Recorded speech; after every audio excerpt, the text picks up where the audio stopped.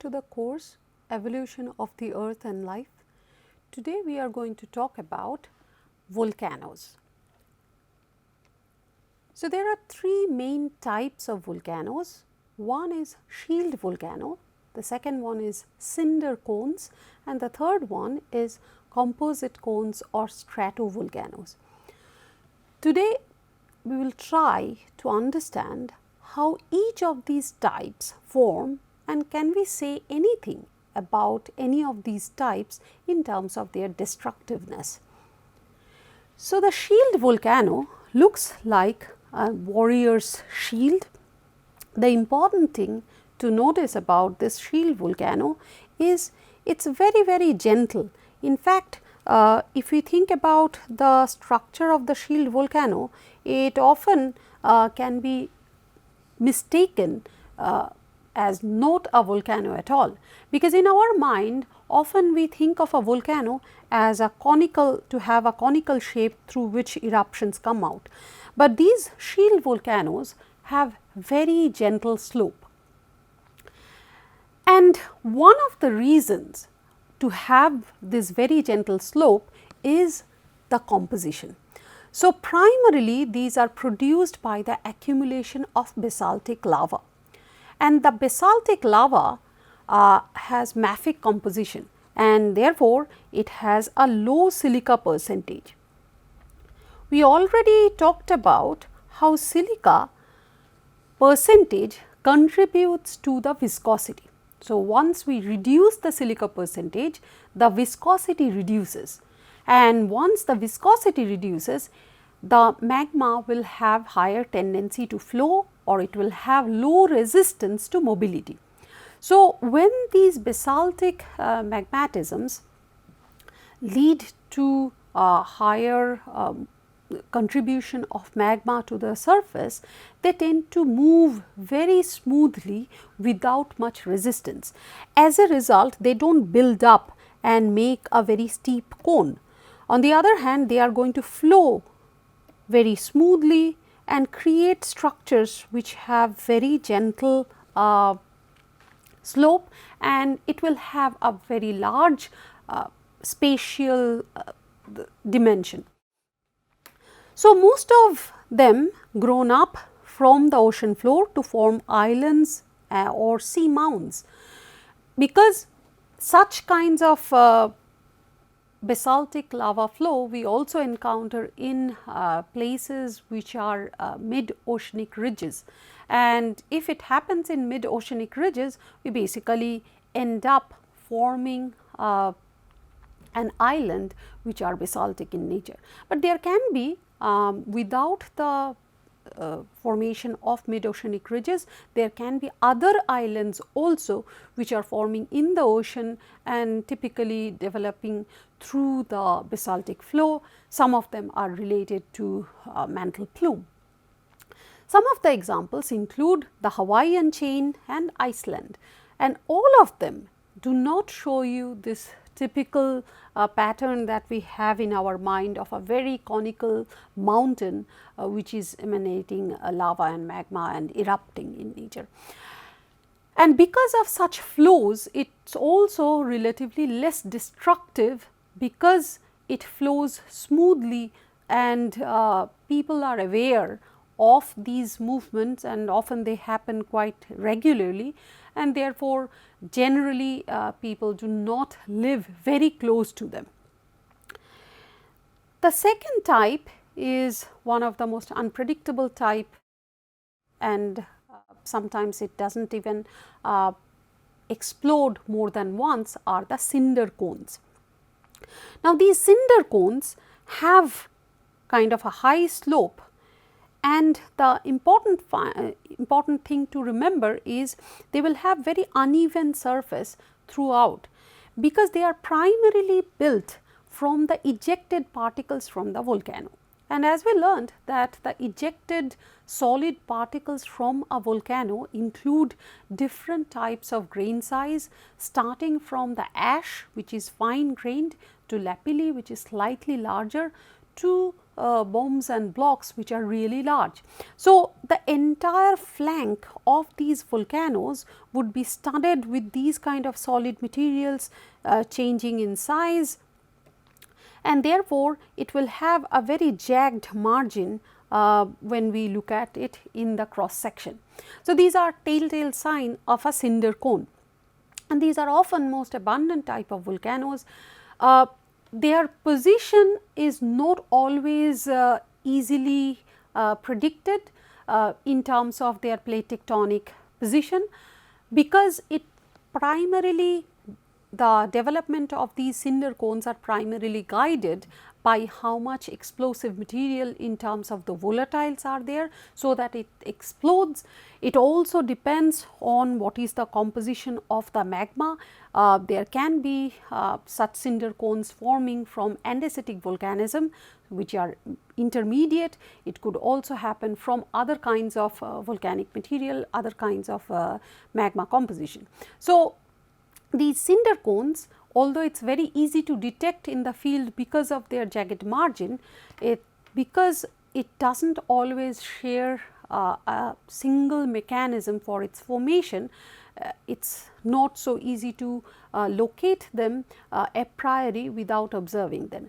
And majority of these cinder cones erupt only once and have very long dormant period, or completely blocked by the magma.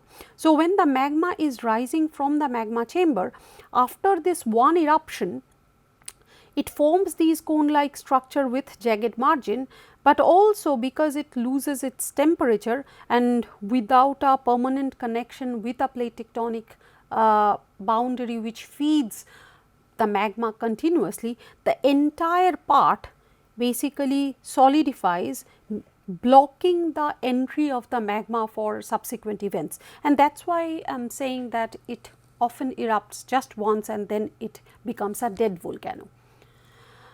The most complicated and somewhat dangerous type is the third one, which is called a composite cone, and they have a very strong, well established relationship with the plate tectonic boundaries.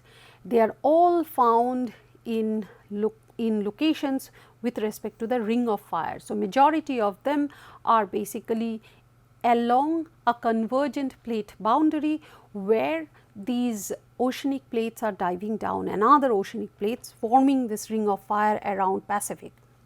We also find them in other places where we do see convergent boundaries, and this is one of the most destructive types. They are large and they have a symmetrical structure. Now, let us take a look at one of the cross section diagrams of this composite cone. So, what we see is there is a central vent, and where this vent is appearing at the surface is called the crater. It has this vent through which the magma moves up.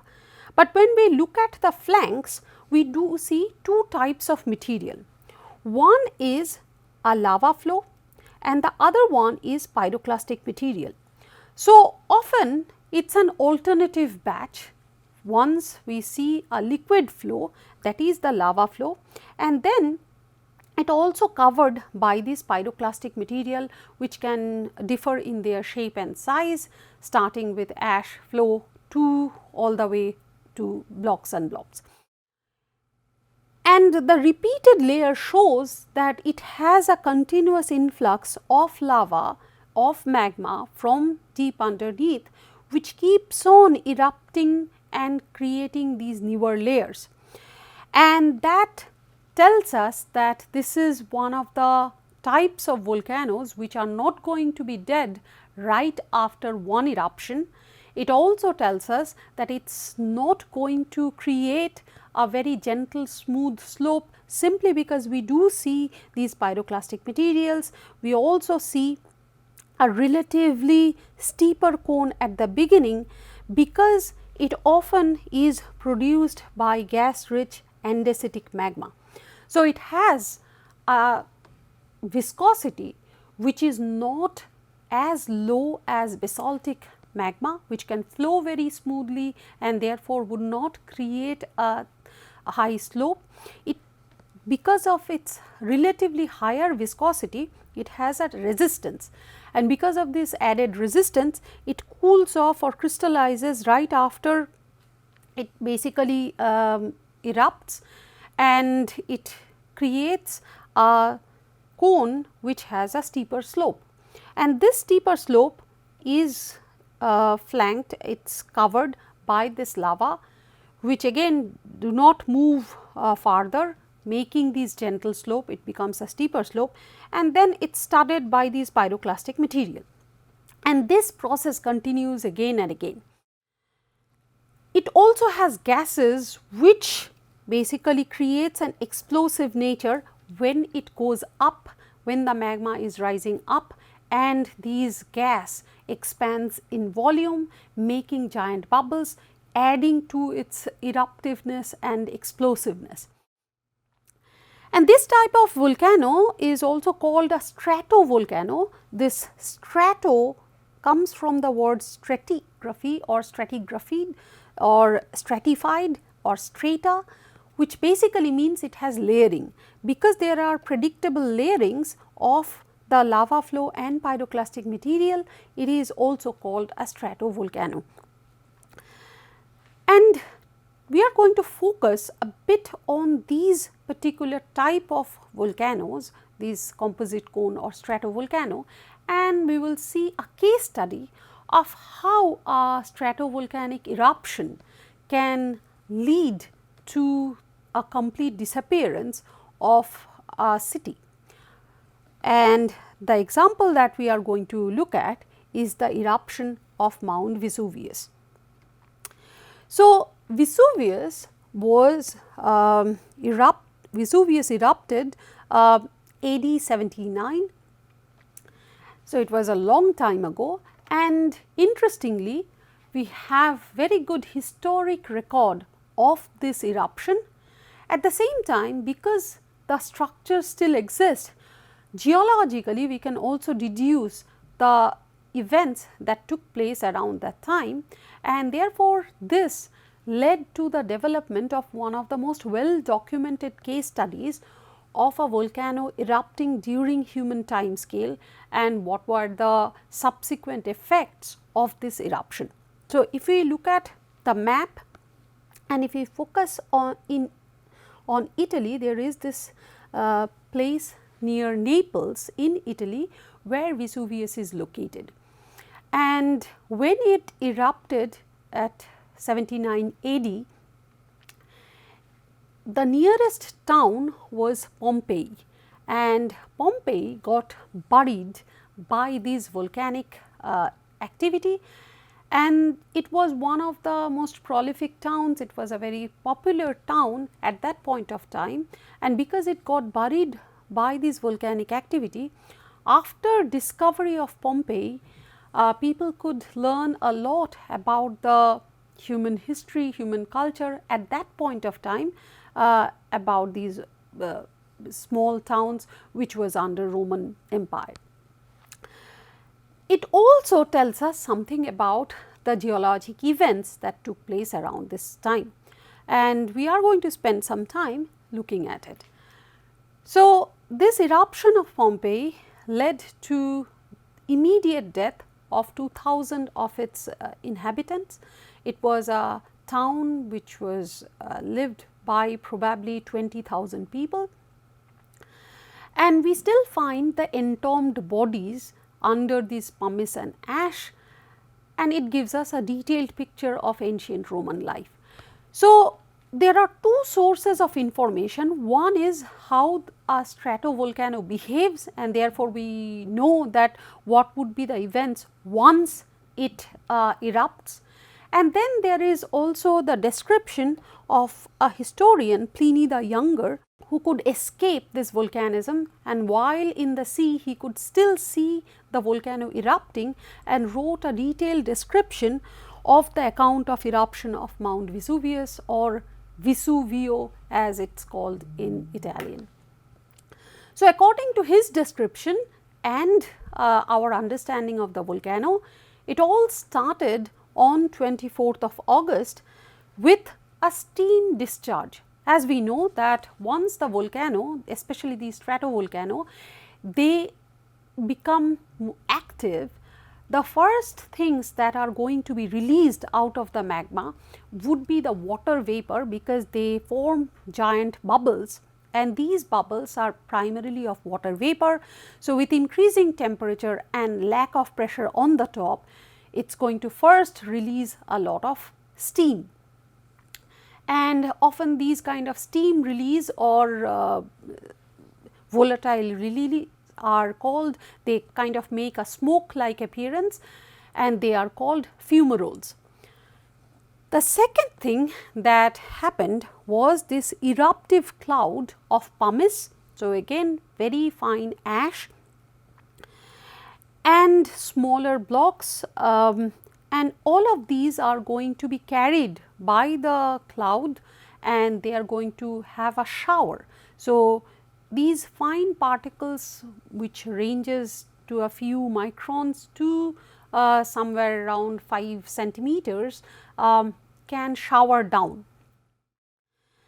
And then finally, once this initial parts of the volcanic activity is over, then the conduit is experiencing higher pressure because of the expanding volatiles and also the rising magma. It is going to blast, and this is the blast which is going to end up producing a lot of hot ash as well as gas along with the lava flow.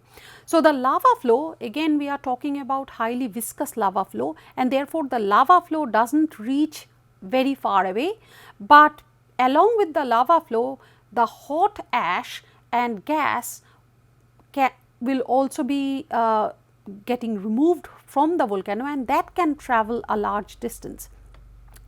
So, from the Vesuvius, the Pompeii was at a distance of a few kilometers. So, the lava immediately did not reach Pompeii, but all these volatile material like hot ash and gas, they traveled and they covered Pompeii.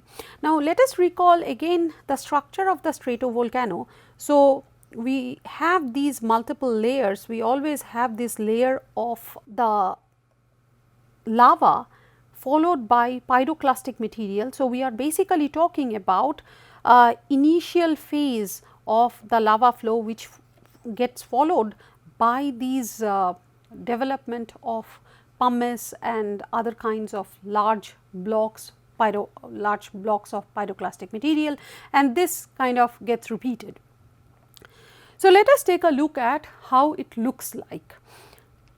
So, this is the picture of Pompeii today.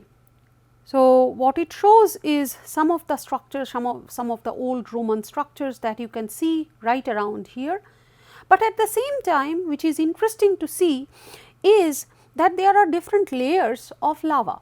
So, if I can mark, I will see things which starts from here, and there is a lava flow right around here, okay? And then there is a second lava flows right around here, and then there is another lava flow right around here, and so on and so forth. Now, this city was discovered or excavated out of these lava flow because it was completely covered by both pumice and ash, and in some parts lava flow. But important thing to recognize is that there are layers of the city. For example, you can see these tiled roofs and the houses underneath the lava flow, and also something which is right at the top, which clearly tells you that they have not happened at the same time. So, there were multiple times when it erupted, and houses were destroyed by these flows and it was covered, but people probably did not recognize that, and they kept on building the city again and again, and had a proliferating city at the same spot. Now, this lava flow covered parts of the city, but what was more damaging are the other things such as gas discharge and hot ash and gas, and we are going to see how it looks like. So, this is how it looks like after the excavation. So, it was a proliferating city at that point of time. It was a small Roman city where all the amenities were there. There was a theater for watching different kinds of shows. You can see these columns, and they had excellent development of architecture. But at the same time, you can see the background of Vesuvius right around this city, all around the city. And there were ample evidences that even before the Vesuvius actually erupted, there were multiple lava flows. It's simply that there were not enough awareness about these repetitive events of volcanism in this area. Once it was covered, it also gave us a very good understanding of how the life was at that point of time. The most important thing was these kind of entombed bodies. So, when in the initial time, when the steam discharge happened, unfortunately many of the residents did not take it very seriously. They basically thought it was just a hot air which was everywhere, and they did not pay attention, although they could see according to Pliny's description that Vesuvius is from Vesuvius you can see these clouds which are going up and gases which are coming out, but they simply thought that they are safe. At the second phase, when the ash raining of ash and some of the pyroclastic material started to happen, even then some of the residents fled, but others stayed there simply because they thought that they had very strong roofs. And in fact, it was true that the roofs were quite well structured and they did not buckle or they did not fall off at the beginning. And in terms of some of the residents who were moving around, they thought it is simply ash which are very fine, and it almost looked like grey ice fall from the cloud. Then it was also mediated with some of the pyroclastic material which ranged in size by 5 centimeters. So, 5 centimeter diameter fall of pyroclastic material is not enough to kill a person, and therefore, some of them did not pay attention. But the important thing to recognize it went on for the entire day. As a result, these roofs had a thick pile of deposition of these ash as well as pyroclastic material. As a result, it started to collapse. When it started to collapse, it was too late. So, by the time this ash and pyroclastic material shower was over after 1.5 days, the residents, even when they were entrapped because of the collapsing roof, they could not go anywhere because it was followed by this discharge of hot air accompanied by some of the lava flow. So, that is when many of these residents died immediately, but then they were buried under these fine ash, and this fine ash accompanied with some of these hot gas discharge killed them. Their bodies were entombed, and later because of rain, the rainwater mixed with this ash made a perfect cementing material. So, what that means, the entire body got covered by a material which is very fine and which hardened like cement. So, during excavation, the researchers understood that if this is the structure of the entire ash layer, some of the places are hollow because they could tap on it and it will sound slightly differently. And they realized by breaking some of the places that there were gaps, there were empty places. Those empty places were created because those bodies were entombed, but eventually those bodies decayed, leaving behind a perfect gap which resembles the body. So, later the researchers started filling these voids by pouring cement, and that made these kind of casts. And this is only one example of the cast, but there were plenty of casts, and some of these human casts are showing fine facial expressions too. And in majority of these casts, it is showing that they are trying to hide or they are trying to save their head, and pretty much all of them are telling you that when they were covered by ash, they were still alive and they were still trying to protect themselves. So, apart from these bodies, the entire town was also buried under these ash, which was later excavated. So, we know how the roads were, how the town was built, how the structure of the houses were around the road, how people got entertained in large arenas, and it also shows us, just looking at the structure of the roads as well as the number of residents and number of houses, that there was a considerable traffic jam in those roads of Pompeii. They were using the horse carts, but there was only one road kind of going through the city, and with the number of residents, with the number of houses around, it must be a very busy city. There were also glimpses of lifestyle of local residents, where there are individual houses with preserved, and there were murals around the houses, which shows how they painted their houses and things like that. So, the Pompeii's past, especially during Roman time, got preserved because of the activity of a stratovolcano. And it also shows us what the different stages are of a volcano erupting, especially the stratovolcano. But unfortunately, the volcanoes are still there today, and we know that these volcanoes may erupt again at some point of time. So, this is a clip of the Pompeii city today with the backdrop of Vesuvius, which may still affect it. So, finally, it is important to look at the volcanoes and try to understand how it is going to evolve in future.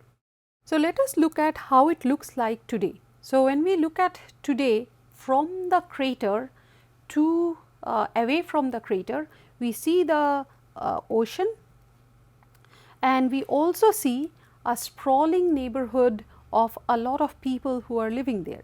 And then we are going to look at the crater itself. So, when we look at the crater itself of Vesuvius, this is how it looks like. So, we are looking at the crater which goes deep down, and it is filled up, it is actually completely closed, but then we actually see these fumaroles, we actually see gas escaping structure. So, it is possible that in future it may still erupt, because it still is active in some sense, because you can see the gases coming out of it.